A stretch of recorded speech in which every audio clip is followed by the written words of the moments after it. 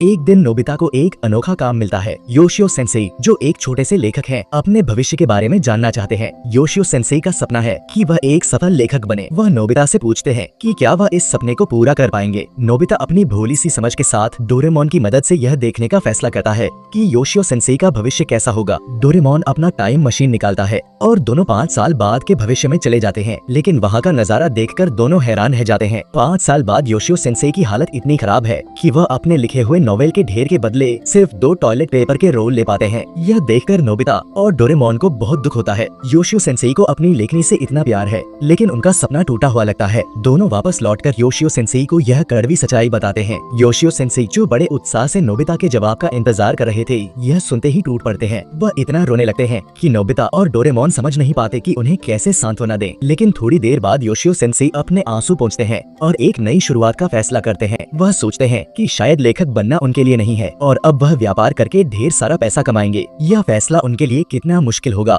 क्योंकि वह अपने लंबे समय के सपने को छोड़ रहे हैं। लेकिन कहानी यही खत्म नहीं होती। घर वापस आने के बाद नोबिता को ख्याल आता है कि योशियो सेंसेई के इस फैसले से उनका भविष्य भी बदल गया होगा। तो वह और डोरेमोन दोबारा टाइम मशीन से 5 साल बाद के भविष्य में जाते हैं, यह देखने के लिए कि क्या योशियो सेंसेई अब अमीर बन गए हैं। लेकिन वहाँ पहुँचकर उन्हें हैरानी होती है। योशियो सेंसेई का नाम किसी ने सुना ही नहीं। उनका घर पहले से भी ज्यादा सादा और गरीब दिखता है। नोबिता और डोरेमोन को लगता है कि शायद योशियो सेंसेई ने कुछ गलत कर लिया। एक बूढ़े व्यक्ति से बात करने के बाद उन्हें पता चलता है कि योशियो सेंसेई अब इंडस्ट्रियल एरिया में काम करने गए हैं। नोबिता और डोरेमोन वहां पहुंचते हैं और योशियो सेंसेई के काम की जगह ढूंढ लेते हैं। लेकिन फैक्ट्री के गेट पर पहुंचकर दोनों हिचकिचाने लगते हैं कि क्या उन्हें अंदर जाकर योशियो सेंसेई से मिलना चाहिए। तभी फैक्ट्री में काम कर रहे योशियो सेंसेई बाहर निकलते हैं अपनी आखिरी बर्तन धोने की ड्यूटी पूरी करने के लिए। बर्तन धोते धोते वह अचानक ऊपर देखते हैं और 5 साल पहले उनके भविष्य की भविष्यवाणी करने वाले नोबिता और डोरेमोन को देख लेते हैं। वह इतने उत्साहित हो जाते हैं कि तुरंत नोबिता और डोरेमोन से रुकने को कहते हैं। योशियो सेंसेई कहते हैं, अरे खाने से जुड़ा काम है तो कम से कम खाना तो मिल जाता है, भूखा नहीं रहना पड़ता। फिर वह मजाक में कहते हैं, वैसे 5 साल बीत गए लेकिन तुम दोनों तो बिल्कुल नहीं बदले। नोबिता पूछता है, क्या तुमने नॉवेल लिखना छोड़ दिया? लेकिन योशियो सेंसेई की बात सुनकर दोनों हैरान रह जाते हैं। योशियो सेंसेई ने अपने साहित्य के सपने को छोड़ा नहीं था, बल्कि उन्होंने अपनी जिंदगी और काम की कीमत समझ ली थी। वह कहते हैं, काम करना और नॉवेल लिखना दोनों ही मुश्किल है। जब एक काम में मेहनत करनी ही है तो क्यों न दोनों कर लो। इसके बाद योशियो सेंसेई ने मेहनत से काम करना शुरू किया और साथ में साहित्य पर शोध करके नॉवेल लिखते रहे। धीरे धीरे उन्हें इस तरह की जिंदगी इतनी पसंद आने लगी कि वह अपने काम और लेखन दोनों से संतुष्ट होने लगे। यह सुनकर नोबिता और डोरेमोन को योशियो सेंसेई के लिए दिल से खुशी होती है। वह भले ही गरीब है, लेकिन उनकी जिंदगी में अब संतुष्टि है। तभी अचानक योशियो सेंसेई के घर पर ढेर सारी गाड़ियाँ आती हैं। लोग उनकी तारीफ करने लगते हैं और उनके नॉवेल को मिले एक बड़े पुरस्कार के बारे में पूछने लगते हैं। योशियो सेंसेई को विश्वास ही नहीं होता कि उनका लिखा नॉवेल इतना बड़ा पुरस्कार जीत चुका है। नोबिता और डोरेमोन को यह देखकर बहुत सुकून मिलता है कि योशियो सेंसेई ने नोबिता की भविष्यवाणी के बावजूद अपने सपने को नहीं छोड़ा और आखिरकार सफलता हासिल की।